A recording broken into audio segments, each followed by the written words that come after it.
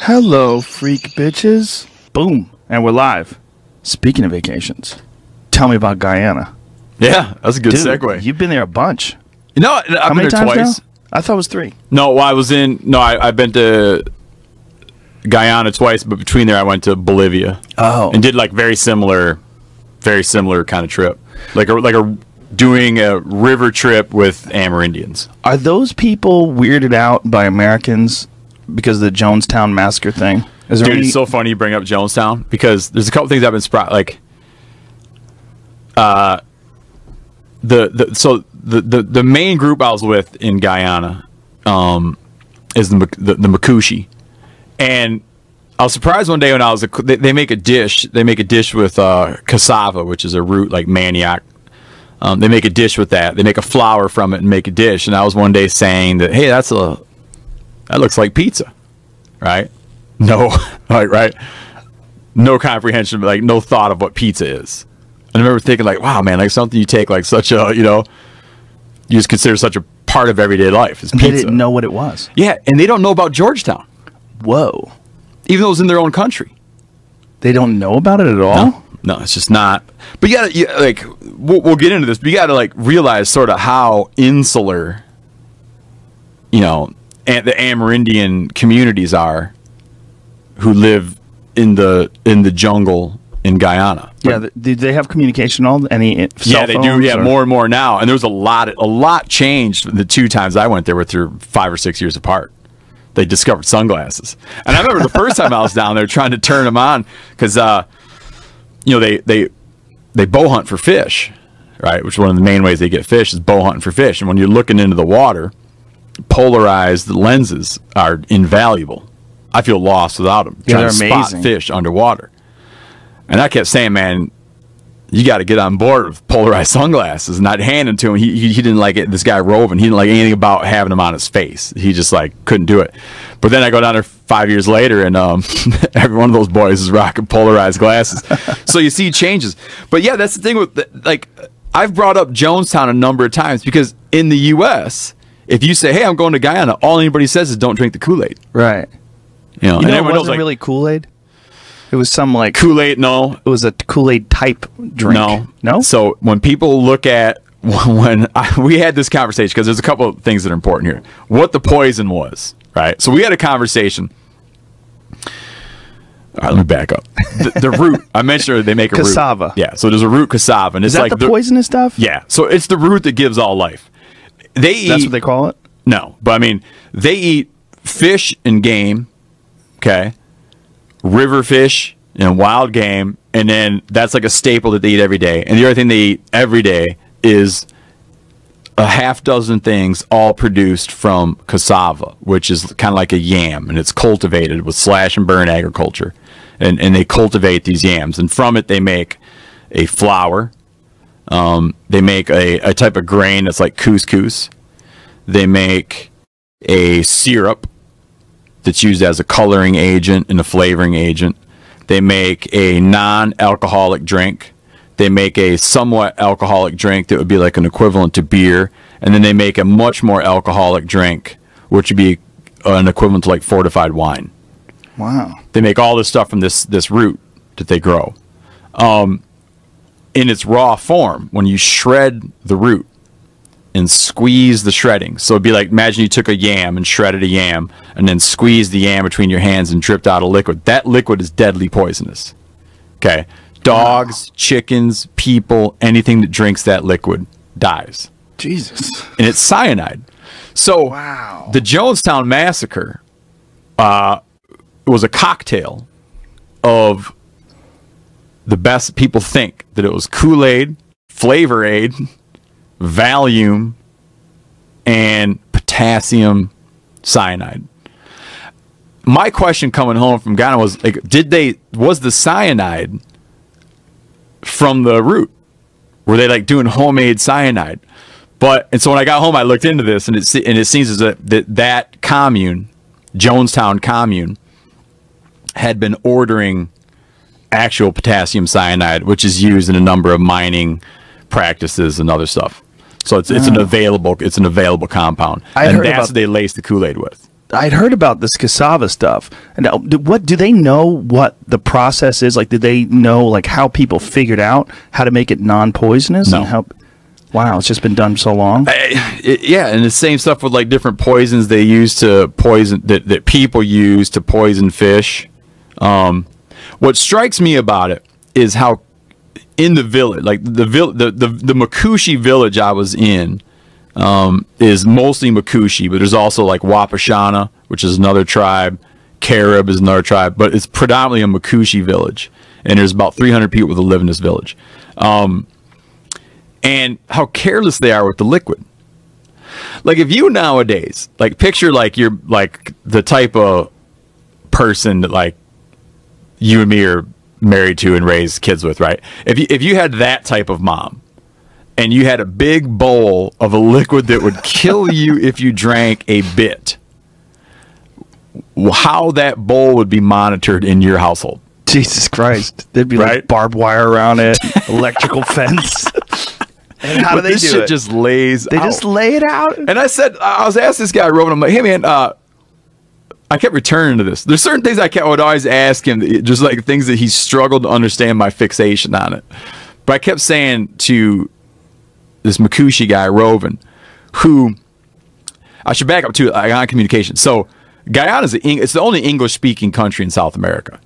Everyone speaks it. No. The government functions are English. So if you picture South America, it's northeast corner, opening out onto the southern Caribbean.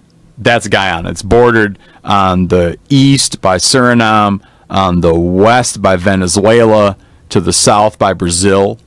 It's 90% virgin rainforest. Wow. And within that 90% of virgin rainforest is only 10% of the population. So the coastal peoples are like Creole cultures, people mostly descended from slave trade, Europeans. In the interior are the Amerindian groups. And the government functions, sort of the power in Guyana is the coastal peoples. And there's not a ton of and there used to be barely any interplay between the Amerindian communities and the government. The government's English speaking. So you'll find that there's a lot of English mixed in the Amerindian communities. And some people, like this guy Rogan, because he's sort of he has a leadership role in his community, and he's learned just standard English very well. He's had a fascinating life, just how much stuff has changed for him. So you can just like converse, okay, in a way that you can converse in like in a type of the type of English we're talking right now, almost, which creates this weird tension between the things that you're discussing and how you're discussing them. Like, for instance, to have a guy just in conversational English talking about problems they're having with neighboring shamans and their own shaman, putting curses on each other, and it like creates like there's like a strange tension between like how it's being conveyed to you, you know? Like how so? Like, okay, if you're talking conversational English, I guess like a life, it's almost like you'd want it to be, when he's telling you this, you'd almost want to be reading it in like closed caption. And he'd be saying it in the indigenous language, because it sounds weird to have an idea that's so foreign to us, which would be like a battle of shamans battling over access to wild animals. Okay, to have that delivered in conversational English just struck me as unusual. And because like usually when you're traveling, you're getting all of your information. Like traveling in Bolivia, a guy would tell a story, and he'd tell a story in Tsimshian. No, what am I saying? Not Tsimshian. Chamane. Okay. He'd tell a story in Chamane to a person who spoke Spanish. The person who speaks Spanish would tell it to a person. No. A Chamane guy telling someone who speaks Chamane in Spanish. Then that person telling it to a person who speaks Spanish and English. And then that person giving you the information. Whoa. When you get it through that, it takes on a mystical quality, like you're crossing some space-time thing, right? You're seeing like these ideas discussed in their ancestral tongue. Okay? Yeah. Do you remember I sent you a video of a guy talking about killing a jaguar? Yes. Right? the language you've never, like when he's speaking, you're like, I've never, in all my travels, I've never heard a language that sounds anything like that. Is the video online? Can we play it? Yeah, it's online. What do you know the title of it? It's I think if you type in like Tsimane, Tsimane Jaguar attack. See if Jamie can find it, you'll 'cause pull it up. It's very cool. The language is really amazing. So it seems so ancient. Yes. It's not like, has nothing to do with like the Latin languages. It just sounds so, it's very unique. So I guess what I'm getting at is to hear someone talking about something in conversational English that seems so far removed from just our understanding of things, it takes on a weird quality. But what's nice about it is you can go to a place where life is so vastly different than anything we understand and just get like the straight dope right from the source. Right. Is why I love, it's kind of like what's so cool about Guyana, because you can go and converse with people who are very much a hunter-gatherer culture today, but just shoot the shit with them without ever feeling like you're missing something. Wow. It's like everything's not lost in translation and all weird and garbled and like painstaking to wade through. But you can just ask. Like, hey, what's up with the local shaman? I'll give you the dope on the local shaman. And so they trade spells? Yeah, we'll talk about that. But I feel like I was laying the groundwork for the Jim Jones poison. Did you find the video? No, I lost the word that you were spelling. The Tsimane. Tsimane.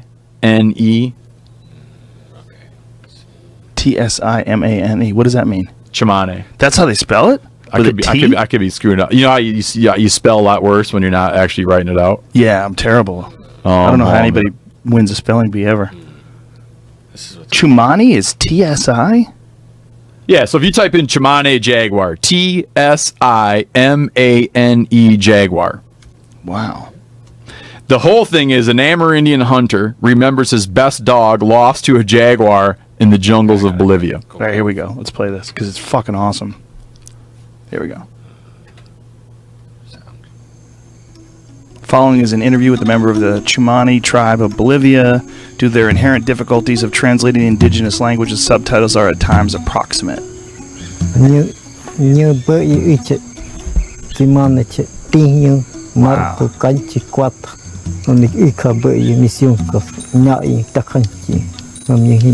So he's explaining where he's from. He's saying he hunts for food. I always share the meat I get with my family. I'm a good provider of meat. He's cutting up the meat in this video. I also enjoy the adventure. I love trekking through the jungle. Once I was hunting with my favorite dog and a couple other dogs. They ran ahead barking. They were going after something. All of a sudden, my favorite dog just went completely silent. They were about 50 meters ahead of me. When I got there, the other dogs had gone ahead after something.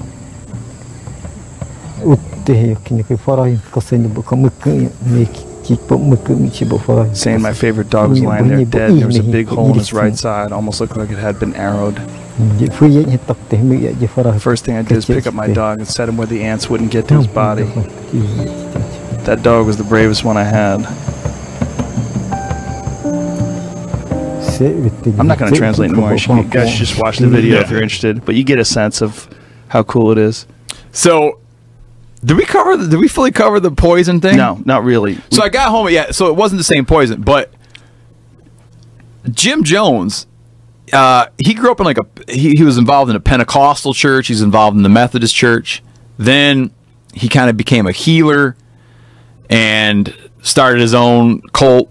And what's funny, I was reading about him when I was trying to figure out the poison. I was reading about how he was kind of ahead of his time because the Jim Jones massacre was 1979 in 78 or 79. And one thing that got him sideways with his church was that he wanted to have an interracial service. Wow. And that caused friction in his church at the time, earlier in his career. And he moved out to the Bay Area and started this church, and then he got like kind of paranoid and thought that his congregants shouldn't be engaging in sexual activities, but he was siring illegitimate children left and right. They go down to Guyana, go out to the jungle, there's 1,000 of them down there. People in the U.S. from the Bay Area are kind of like wondering what happened to their loved ones. They send a congressman down there to try to figure out what's going on. He shows up with a bunch of cameras. the congressman says, you know, he's like, I'm going to help anyone who wants to go back to the Bay Area, go back to the Bay Area.